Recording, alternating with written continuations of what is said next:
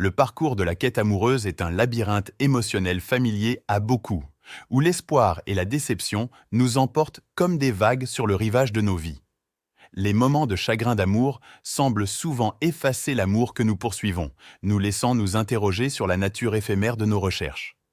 Pourtant, je souhaite vous offrir aujourd'hui une perspective différente, plus sage sur l'amour. Une perspective qui ne se trouve pas dans la frénésie des rencontres en ligne ou l'attente de messages, mais plutôt une découverte personnelle, ancrée dans la philosophie stoïcienne. Le stoïcisme offre des conseils précieux sur l'importance de l'autodiscipline, de l'authenticité et de l'autoréflexion. J'ai appris, à travers ces enseignements, à chercher la validation en moi-même plutôt que dans les approbations externes. Cette philosophie m'a révélé que l'amour le plus authentique ne se trouve pas chez autrui, mais en soi-même. Cette prise de conscience est un cadeau que je souhaite partager avec vous. Il est naturel de désirer l'amour et de se sentir aimé. Cependant, nous tombons souvent dans l'illusion que l'amour est la solution magique à tous nos problèmes. Nous nous convainquons que la présence de quelqu'un de spécial dans nos vies nous apportera joie, libération des soucis et paix intérieure. Nous adhérons à l'idée que l'amour est la clé qui ouvrira les portes d'une vie épanouissante.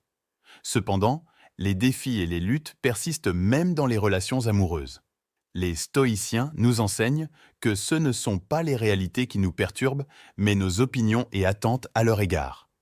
La sagesse stoïcienne nous rappelle que l'amour est un composant précieux de la vie, mais il n'est pas la réponse à tous nos dilemmes. Le véritable bonheur vient de la discipline personnelle, de l'authenticité et de l'autoréflexion. Pratiquer la vie dans le présent nous ramène ici et maintenant, là où la vie se déroule réellement.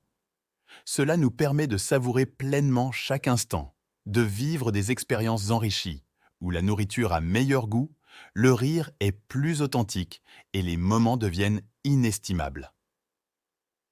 La croissance personnelle joue un rôle essentiel dans notre quête de l'amour. Elle transforme notre perspective, nous faisant chercher l'amour non pas par besoin, mais par complétude. Le stoïcisme nous enseigne que personne n'est libre qui ne s'est pas libéré lui-même. En faisant face à nos peurs, en prenant des risques et en choisissant le chemin le plus difficile, nous parvenons à une introspection consciente qui nous permet d'explorer notre moi intérieur.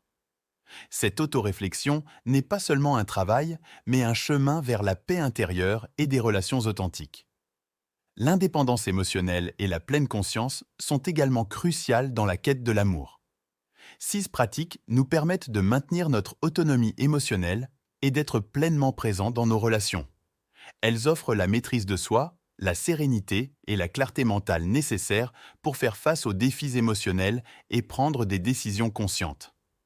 En résumé, il est important de maintenir son indépendance et de ne pas chercher l'amour pour combler un vide, mais plutôt de trouver quelqu'un qui apprécie notre indépendance et complète notre vie.